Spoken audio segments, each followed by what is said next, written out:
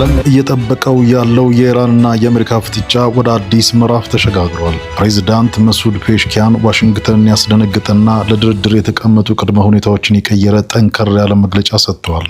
ለኃይል አይንበረከኩም ያሉት ፕሬዝዳንቱ ከአሜሪካ የሚመጡት ምልክቶች በረራ ናቸው ሲሉ ገልጸዋል። በሁለቱ ሀገራት መካከል ያለው አለመተማመን ለምን እንዲህ በረታ? የኒውክሌር ስምምነቱ ዕጣ ፈንታ ምን ሊሆን ይችላል? ዝርዝር መረጃውን አሁን ይዘንላችሁ ቀርበናል። የዓለም የንግድ መስመር የሆነው የባቢል አልመንደብ የባህር ሰርጥ በቋሚነት ሊዘጋ ይችላል የሚል አስፈሪ ዜና ከየመን ተሰምቷል። የነስረላህ ከፍተኛ አመራሮች ለፕሬዝዳንት ዶናልድ ትራምፕ የመጨረሻ የሚመስል ማስጠንቀቂያ ሰጥተዋል። ሰና አንዴ ከዘጋችው ማንም ሊከፍተው አይችልም የሚለው የሁሴን አልኢዚ መልእክት በዋሽንግተንና በቴል አቪቭ ከፍተኛ ስጋት ፈጥሯል። በቀጥታ ወደ ጦርነቱ መግባቷን ያረጋገጠችበትና በሚሳኤል የታገዘው አዲሱ ወታደራዊ ቁመናዋ ምን ይመስላል? አነጋጋሪውን ዝርዝር አብረን እንመለከታለን። አሜሪካ በኢራቅ ላይ የኢኮኖሚ ጦርነት አወጀች። ዋሽንግተን ወደ ባግዳድ የሚላከውን የዶላር የጥሬ ገንዘብ ጭነት በድንገት እንዲቆም ማዘዟ በመላው መካከለኛው ምስራቅ ድንጋጤን ፈጥሯል። ይህ ውሳኔ የመጣው ፕሬዝዳንት ትራምፕ በኢራቅ የፖለቲካ ተዋናይ ላይ ካላቸው ተቃውሞ ጋር ተያይዞ ነው። ኢራቅ የነዳጅ ገንዘብ በአሜሪካ እጅ በመሆኑ ሀገሪቱ ለከፍተኛ የገንዘብ ቀውስ እየዳረጋት ይሆን? ባግዳድስ ለዚህ የዶላር ዲፕሎማሲ ምን አይነት ምላሽ ይኖራታል? ሁሉንም መረጃዎችን እንፈትሻለን። ሞስኮና የቴህራን አዲሱ ስልታዊ ጋብቻ። የሩሲያ የውጭ ጉዳይ ሚኒስትር ሰርጌይ ላቭሮቭ እና የኢራኑ አባስ አራግቺ በሆርሙዝ የባህር ሰርጥ ደህንነት ዙሪያ የመከሩበት ስልክ ጥሪ የአሜሪካን ቀጠናዊ ተጽዕኖ የሚገዳደር ሆኗል። አሜሪካ በባህር ሰርጡ ላይ እገዳ በጣለችበት በዚህ ወቅት ኢራን ለሩሲያ መርከቦች ልዩ ጥበቃ ለማድረግ ቃል ገብታለች። ፓኪስታን አማካኝነት የተጀመረው የተኩስ አቁም ስምምነት ይቆይ ይሆን ወይስ አዲስ ወታደራዊ ፍጥጫ ያጋጥመናል? ያለውን ሁኔታ በዝርዝር እንመረምራለን።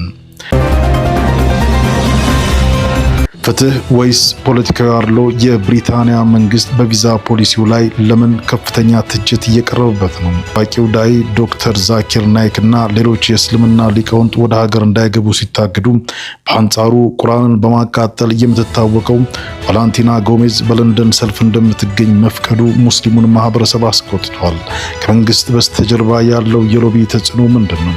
የብሪታንያ የሁለትዮሽ መስፈርት ተብሎ የተጠራው አነጋጋሪ ጉዳይ ዝርዝር ይዘን ቀርበናል። ፕሬዝዳንት ዶናልድ ትራምፕ ግዙፍ የጦር ወንጀል ሊፈጽሙ ነው የሚል ክስ ከሂውማን ራይትስ ዎች ቀርቦባቸዋል።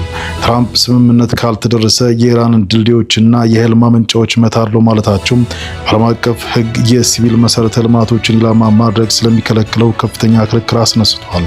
ዋሽንግተን እነዚህን ኢላማዎች ሕጋዊ ወታደራዊ ኢላማዎች ናቸው ስትል የምትከላከልበት ምክንያት ምንድን ነው? በሰብአዊ መብት ተሟጋችና በዋይት ሃውስ መካከል ያለው ፍጥጫ የት ሊያደርሰን ይችላል? ሙሉ ዘገባውን ይከታተሉ።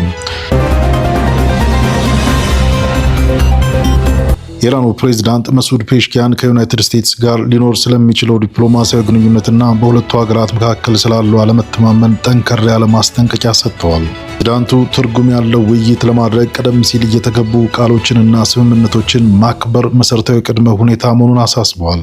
በኢራን በኩል በአሜሪካ መንግስት አመራርና ተግባር ላይ ያለው ጥልቅ አለመተማመን አሁንም እንደቀጠለ መሆኑን ገልጸዋል።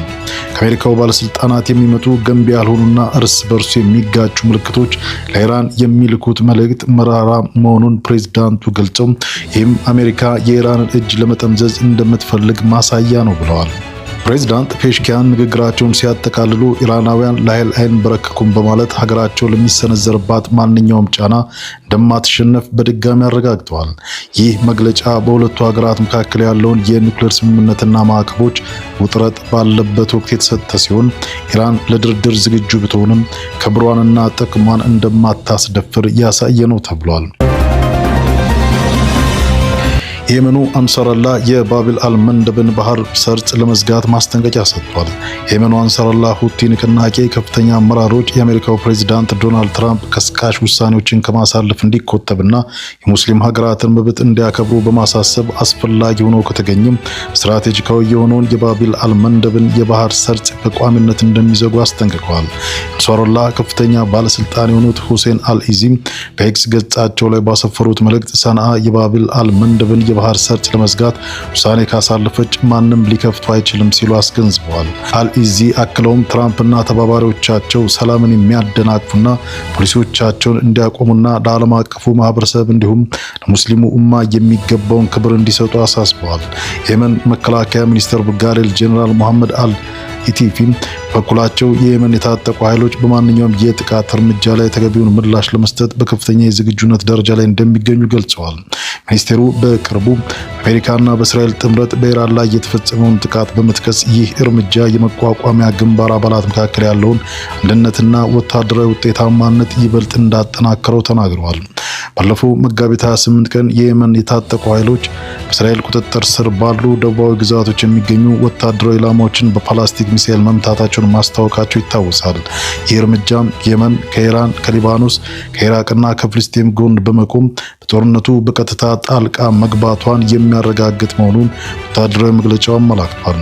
የየመን ወታደራዊ አመራር እንደገለጸው በክልሉ እየተባባሰ የመጣው ግጭትና በመሰረተ ልማቶች ላይ የሚፈጸመው ጥቃት እስካልቆመ ድረስ ወታደራዊ እርምጃዎቻቸው ተጠናክረው ይቀጥላሉ ብሏል።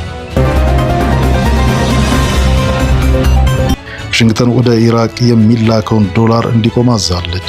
አሜሪካና በኢራቅ መካከል ያለው ዲፕሎማሲያዊ ውጥረት እየተባባሰ በመምጣቱ ዋሽንግተን ወደ ኢራቅ ማዕከላዊ ባንክ የሚላከውን የዶላር በጥሬ ገንዘብ የማስተላለፍ ሂደት ማገዷን የአልሃዳት የዜና ምንጮች ዘግበዋል። ይህ እርምጃ የተወሰደው የአሜሪካው ፕሬዝዳንት ዶናልድ ትራምፕ በኢራቅ የውስጥ ፖለቲካ ጣልቃ በመግባት ኑሪ አልማሊኪ ለጠቅላይ ሚኒስትርነት እጩ ሆኖ መቅረባቸውን በመቃወማቸውን ተከትሎ ነው።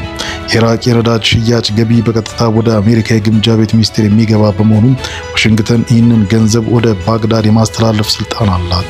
ባግዳድ የአሜሪካን ፍላጎት የማታከብር ከሆነና አልማሊኪን ከእጩነት የማታነሳ ከሆነ ዋሽንግተን ተጨማሪ የኢኮኖሚ ማዕቀቦች እንደምትጥል ዝታለች። የዶላር አቅርቦቱ መቋረጥ በኢራቅ የገንዘብ ምንዛሬና በሀገሪቱ አጠቃላይ ኢኮኖሚያዊ ላይ ከፍተኛ ቀውስ ሊያስከትል እንደሚችል ተገምቷል። ይህ የዋሽንግተን ውሳኔ በኢራቅ ፖለቲካዊ መድረክ ላይ ትልቅ ድንጋጤ የፈጠረ ሲሆን የኢራቅ መንግስት ለዚህ የኢኮኖሚ ጦርነት ምን አይነት ምላሽ እንደሚሰጥ እስካሁን በይፋ የተገለጸ ነገር የለም። ሩሲያና ኢራን በሆርሙዝ ባህር ሰርጥ ደህንነት ጉዳይ መከሩ። የሩሲያ የውጭ ጉዳይ ሚኒስትር ሰርጌይ ላቭሮቭ ከኢራን አቻቸው አባስ አራግቺ ጋር በስልክ ተወያይተዋል። በኢራንና በአሜሪካ መካከል የተደረሰው የተኩስ አቁም ስምምነት ተከብሮ እንዲቀጥል ሩሲያ ጥሪ አቅርባለች። በውይይቱ ወቅት ላቭሮቭ ግጭቱን በዘላቂነት ለመፍታት ዲፕሎማሲያዊ ጥረቶች ተጠናክረው መቀጠል እንዳለባቸው አሳስበዋል። ፓኪስታን አማካኝነት የተደረሰውና ለሁለት ሳምንታት የሚቆይ ይህ የተኩስ አቁም ስምምነት በቀጠናው ለተፈጠረው ወታደራዊ ውጥረት ሰላማዊ መፍትሄ ለመፈለግ ወሳኝ መሆኑን ሚኒስቴሩ ገልጸዋል። በተያያዘም የኢራኑ የውጭ ጉዳይ ሚኒስትር አባስ አራግቺ ኢራን የሩሲያ የንግድ መርከቦችና ጭነቶች በሆርሙዝ የባህር ሰርጥ በኩል ያለምንም እንቅፋትና በሰላም እንዲያልፉ አስፈላጊውን ጥበቃና ዋስትና ለመስጠት ዝግጁ መሆኗን አረጋግጠዋል። አሜሪካ በሆርሙዝ የባህር ሰርጥ ላይ የባህር ኃይል እገዳ መጣሏን ተከትሎ ውጥረቱ ጨምሯል። የሁለቱ ሀገራት ውይይት ኢራን አሜሪካ የተኩስ አቁም ስምምነቱን ጥሳለች በሚል በቀጣይ የሰላም ንግግሮች ላይ ለመሳተፍ ጥርጣሬ ባሳየችበት ወቅት መሆኑ ትኩረት ስቧል። ሩሲያ በቀጠናው የሚታየው ወታደራዊ ፍጥጫ በንግድ መስመሮች ላይ የሚያደርሰውን ተጽዕኖ ለመቀነስና የፋርስ ባህረ ሰላጤ ሀገራትን ያሳተፈ የጋራ የደህንነት መዋቅር ለመዘርጋት ጥረት እያደረገች መሆኑ ይታወቃል። የዩናይትድ ኪንግደም የአድሏዊነት ክስ ታዋቂ የእስልምና ሊቃውንት ሲታገዱ ቫላንቲን ጎሜዝ እንድትገባ መፈቀዱ ውዝግብ አስነስቷል።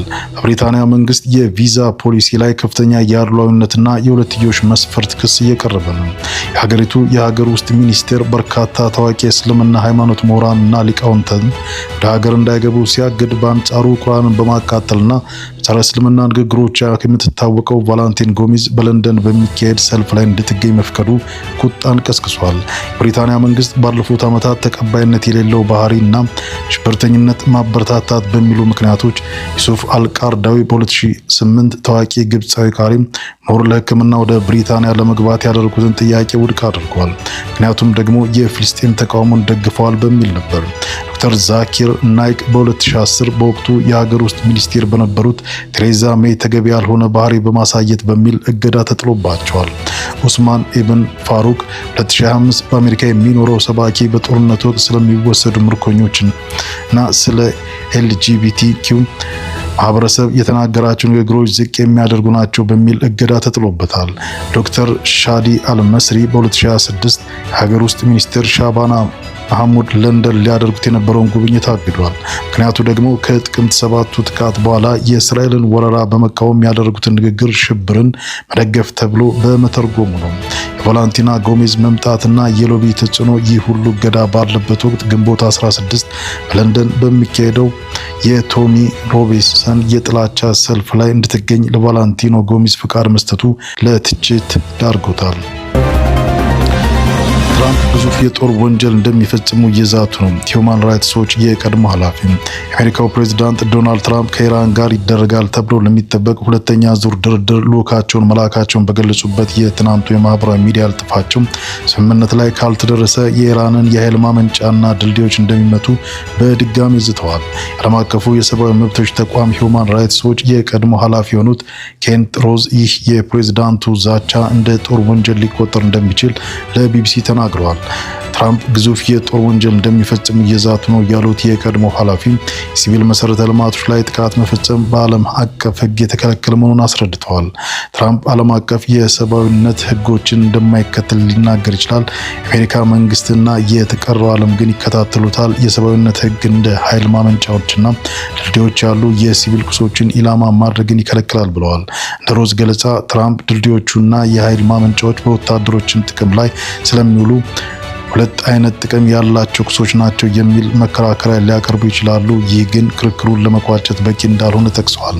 የሰብአዊነት ሕግ በሲቪሎች ላይ የሚደርሰውን ጉዳይ ተመጣጣኝ ካልሆነም ወታደራዊ ኢላማዎች ጭምር እንዳይተኮስባቸው ይጠይቃል ሲሉ አብራርተዋል። የተባበሩት መንግስታት የአሜሪካ አምባሳደር የሆኑት ማይክ ዊልተስ ግን እርምጃው የጦር ወንጀል ሊሆን ይችላል መባሉ ውሸት፣ ሐሰትና ከመስመር የወጣ ሐሳብ ሲሉ ተቃውመውታል። ድልድይና የኃይል ማመንጫዎች የሚንቀሳቀሱት በኢራን እስላማዊ አብዮታዊ ዘብ በመሆኑ ህጋዊ ወታደራዊ ኢላማ እንደሆኑ በመጥቀስ ተከራክረዋል።